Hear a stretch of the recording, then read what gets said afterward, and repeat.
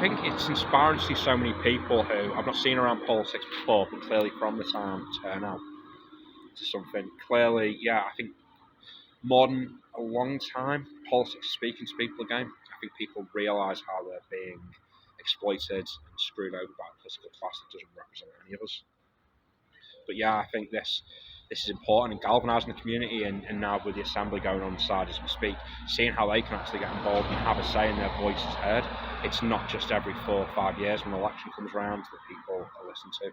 It's for all the time. We start building campaigns and winning. I think there's at least 150 people in the assembly there. So, I mean, the biggest one I held before had about 30 people. So its magnitude's bigger, and I think that speaks to even how far we've come away from democratic structures in a year.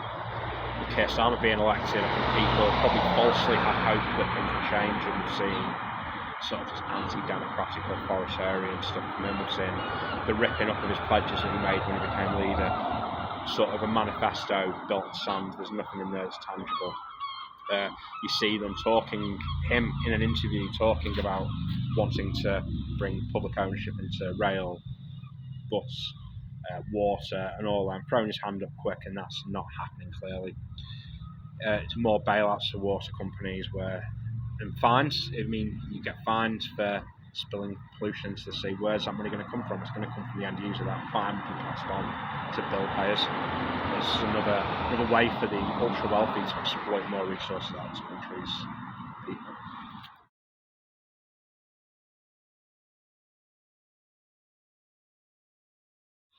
I mean, we've got an MP who likes to take selfies next to things. The previous MP, he liked to play dress up quite a bit in soldiers' outfits and stuff. This new one's just photos next to buildings. As far as I know, he's still not even moved into the town, despite making a promise when he was selected that he would live in the town for 12 weeks. That's still not happened. I think I gave you a quote during the general election that Starmer would be the midwife of fascism in this country. I don't think we'd be seeing it quite as quickly as we did, but I think it shows that centrist social democracy is not the answer to fight fascism.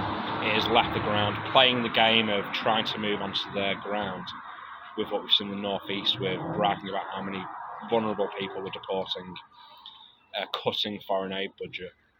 And that's not the answer. It empowers the far right. And if you want to try and win an election and you're parroting far right sentiments, people are going to trust the far right with that. If you allow the battleground of ideas to become their battleground, we don't win on that. The centrists, the left, soft left, whatever, aren't going to win. We need to be looking at things that are actually going to impact people. Because there's not a person in this country who's benefited from however many thousands of people have been deported. What we would benefit from is a functioning healthcare system, schools aren't crumbling at the seams, and people not having to rely on food banks. They're the things that matter.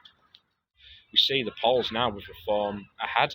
That's absolutely outlandish for the time we've been around to see Nigel Farage's, it was until very recently, a company outperforming the Labour and Conservatives in seats that, I mean, in Liverpool it looks scary, and some of the safest seats in the country look like they could go to reform. That tells me that there has just been a dramatic failure of actually addressing people's needs. We're not speaking to people anymore, not listening, which I think is the most important thing. No one's listening to the electorate.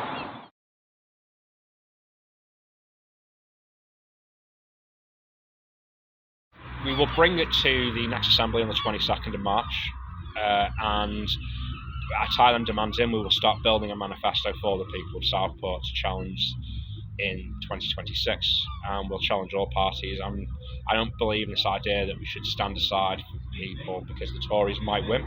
This is about building something that speaks for the community, from the community, and I'd be an absolute shill, and I'm not going to put myself in the same vein as Keir Starmer in terror of what these people tell me they want. It's about delivering for the people who live here.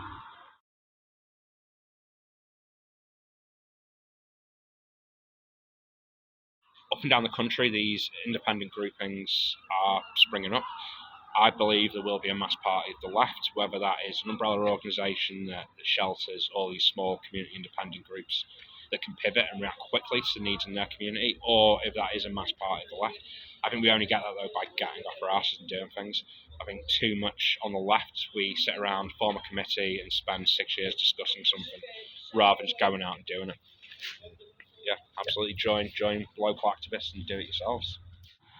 This isn't about left versus right, it's about right versus wrong. And it's about top versus bottom, and about challenging that status quo in politics.